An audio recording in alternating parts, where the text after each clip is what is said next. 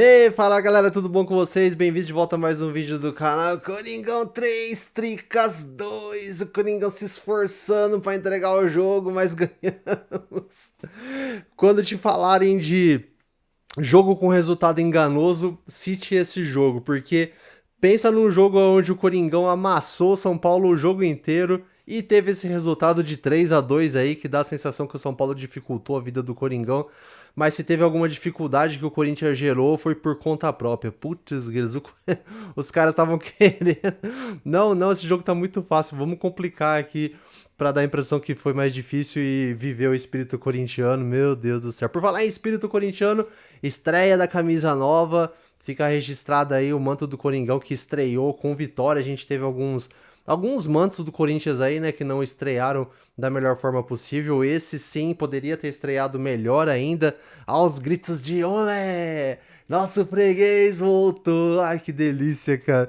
Mas, como eu falei, o Corinthians fez de tudo aí pra complicar. Não, o Corinthians fez de tudo, não. É que futebol é engraçado, né? Às vezes um time tá dominando o jogo, mas acontece lances pontuais que quase complicam a partida, mas o Coringão fez um jogo maravilhoso aí de uma forma geral, né? Bom, assim, eu vou focar nesse jogo, em vez de ficar falando lance a lance, né? Eu já não tenho feito isso já faz um bom tempo, mas de falar sobre algumas coisas que aconteceram no jogo aí, que esse jogo foi muito louco, cara. Então já vamos começar pelo lance mais, digamos assim, que até roubou a cena uma boa parte do final do primeiro tempo ali, né? Que foi o lance do possível gesto obsceno do São Paulo. Vamos lá, eu seria hipócrita aqui se eu falasse que eu queria que o cara fosse expulso baseado no que eu falei nos vídeos anteriores, que eu achei ridículo o Alan. O Alan até que. Eu até falei lá no vídeo, né? Eu posso contestar a lei, mas se ela existe, tá ali pra ser cumprida e todo mundo é passivo de ser punido por ela, né? Eu até citei exemplo, se existe uma lei no Brasil que eu não concordo, eu não vou sair descumprindo-a por conta disso, né? Mas eu posso contestar, achar ridícula, mas apesar de tudo, eu vou cumprir. Mas beleza, a lei tá lá e existe, né? Mas assim, eu achei ridículo. Então, assim, aqui são dois pontos diferentes. Eu poderia achar ridículo o cara do São Paulo ser expulso hoje, foi o Bobadilha, né? Que fez aquele gesto, né? Ele não pegou nas genitais, como o Daronco falou, a gente vai falar isso, mas fez um gesto ali que claramente estava mostrando que tinha culhão, enfim, mostrando, apontando para a parte íntima, né? E assim, pra mim foi um gesto muito mais nítido do que o André fez, que o André pegou ali, tipo, disfarçadamente, até tentou dar um migué ali, se não tivesse o lance do VAR pra ver que ele dá uma olhadinha pra cara do Andreas Pereira na hora, você poderia falar facilmente que ele tava só ajeitando a sunga, coçando o Bilal, enfim, né? Então, descobriram a fórmula mágica. Eu quero ver, isso aí vai ser muito interessante ver como o STJD vai se portar de agora em diante. Né, os jogadores acharam a fórmula mágica. O Daronco achou a fórmula mágica, né? Que quando o microfone chamou lá, ele simplesmente falou: não teve gesto obsceno porque o jogador de São Paulo não toca nas partes íntimas. Então, beleza, vamos correr pra torcida e fazer assim, ó. Aqui, ó, pra vocês. Acabou o problema. Eu só quero ver. Mas, assim, pra mim o ponto é o que o Mateuzinho falou na saída do primeiro tempo. Se fosse contra o Corinthians, você pode ter certeza que o jogador do Corinthians ia tomar vermelho. Vamos ver se o STJD ainda não vai querer punir o Mateuzinho por conta disso. É bem provável que aconteça isso, beleza? Bom, é assim, o Coringão, galera, fez um primeiro tempo maravilhoso. Vou falar aqui a escalação. O Coringão começou com Hugo no gol, Mateuzinho e Matheus Bidu nas laterais, André Ramalho e Gustavo Henrique na zaga. É o time que vem sendo padrão aí dos últimos jogos, né? A diferença foi que entrou o Carrilho no lugar do André. Então a gente pode falar ali que jogou com o Losango no meio campo, né? Com o Ranieri um pouco mais recuado, o Carrilho e o Bidon um pouco fazendo os vértices ali, e o Garro na ponta do vértice mais aproximado do Lingard e do Yuri Alberto, né? Então, assim, o Carrilho nessa vaga do André, eu tinha um certo temor, né? Porque o Carrilho não tem intensidade, mas assim, né? Também se for comparar com a intensidade que o André tinha antes dessa fase que ele vinha vivendo, porque o André pegou banco merecidamente pelo o que ele não vinha fazendo nas últimas partidas, né? Então, não seria tão difícil assim o Carrilho ter uma intensidade tão grande quanto a que o André vem tendo nessa fase atual aqui, né? Bom, o Carrilho jogou muita bola, hein? Parabéns pro Carrilho. O Neto, nossa, eu vou te falar, viu? O Neto tá complicado, viu? Eu vou fazer um comentário sobre o Neto mais pra frente aí, mas apesar do Neto, até pra elogiar o Carrilho, ele tem que fazer aquele papinho. A gente sabe que o Carrilho tem uma pedra de sal na garganta, que não fala que o Carrilho gosta de tomar uns goró e ir pra balada. Eu sei que muita parte da torcida tava até pegando no pé do Carrilho por conta disso, né?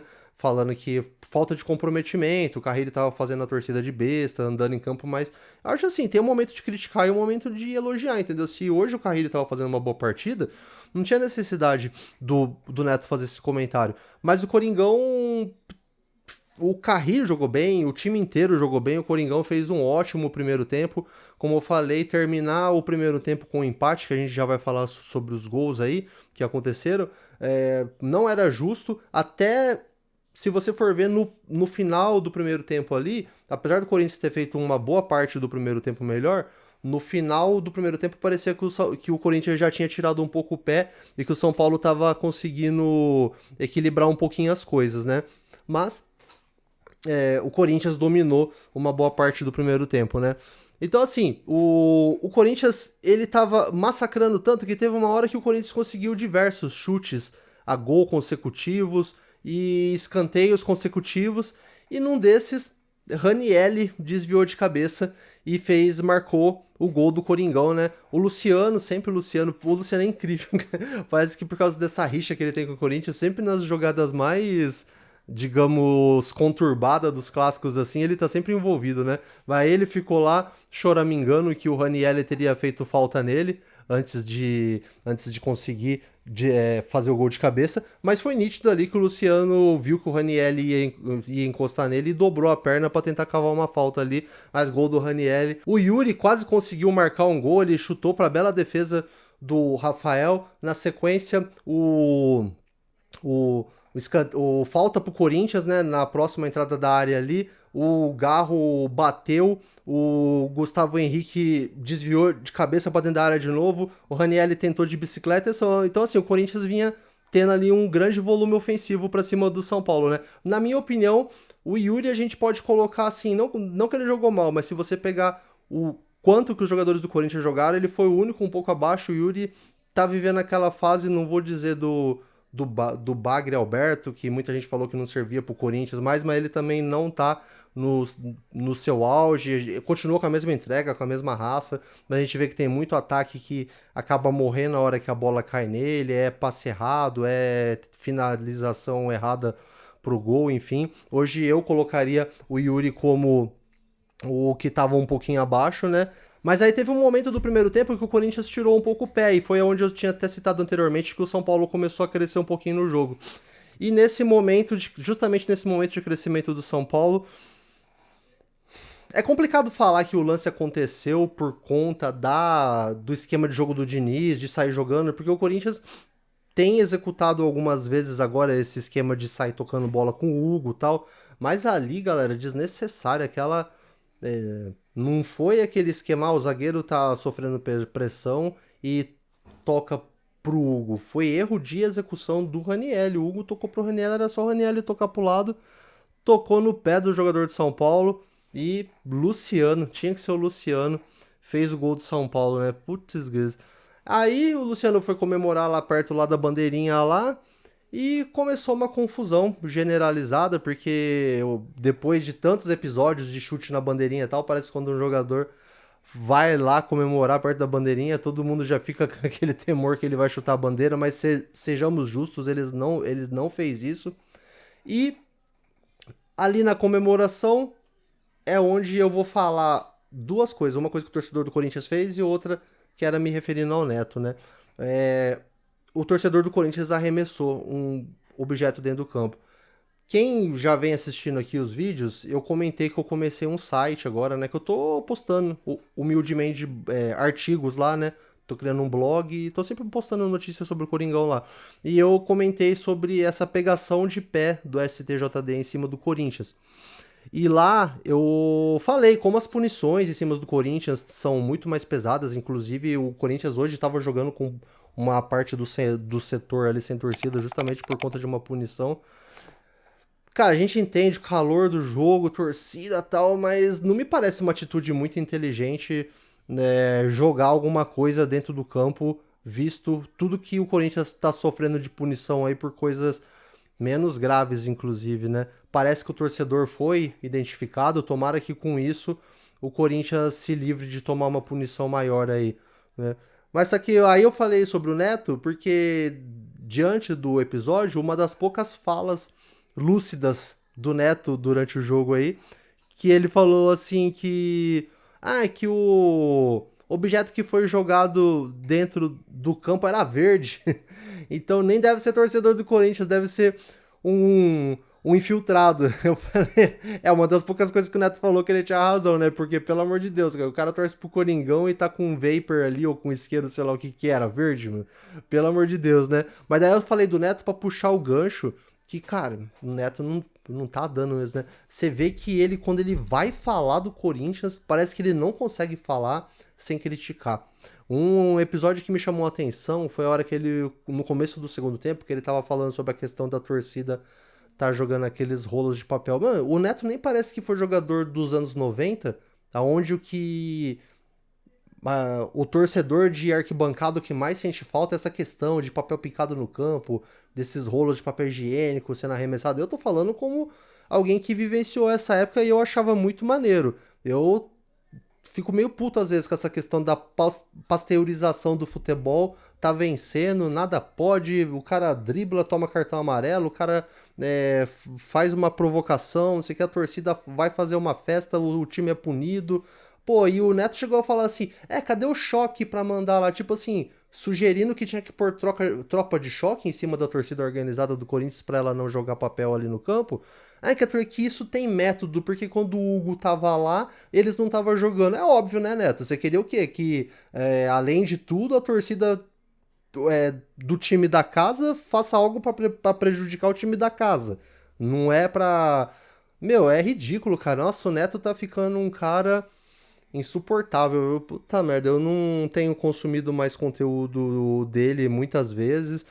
E tá muito difícil, cara. Tá muito difícil acompanhar o Neto. Bom, aí nessa confusão aí que teve, né? Ficou lá, porque aí o Caleri ficou caído lá no chão, alegando que tava machucado por causa do que tinham jogado nele. Daí o Bidu foi lá tentar levantar ele. Aí começou o deixa que eu deixo lá, um xingando o outro lá, enfim. E daí sobrou cartão amarelo pro Bidu, pro Caleri e pro Gabriel Paulista e pra mais alguém aqui que eu não anotei.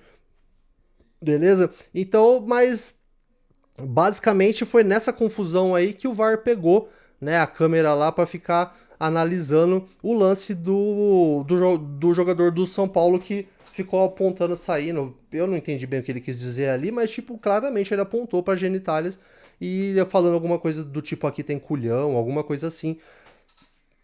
O Daronco falou que ele não pegou. Se ele tivesse pego, aí o bicho pegava. Se ele tivesse colocado a mão no Bilal, aí o bicho pegava. Com certeza, se fosse o Corinthians, teria sido expulso o jogador. Bom, aí começou o segundo tempo. E logo no começo do segundo tempo, Coringão já caixa. Já marcou ali o segundo gol logo no comecinho do segundo tempo. Grande jogada, Carrilho, eu falei que o Carrilho jogou bem hoje. Iniciou uma tabela ali com o Mateuzinho passou na profundidade, chegou na linha de fundo, cortou pra dentro, se eu não me engano foi o Ferreirinha, né? Já ficou caído no chão e o Carrilho finalizou sem chances pro Rafael. Mateuzinho que viria a ser protagonista de outro lance contra, né? Lá no final do jogo. Mas que golaço do Mateuzinho, o Coringão saía na frente.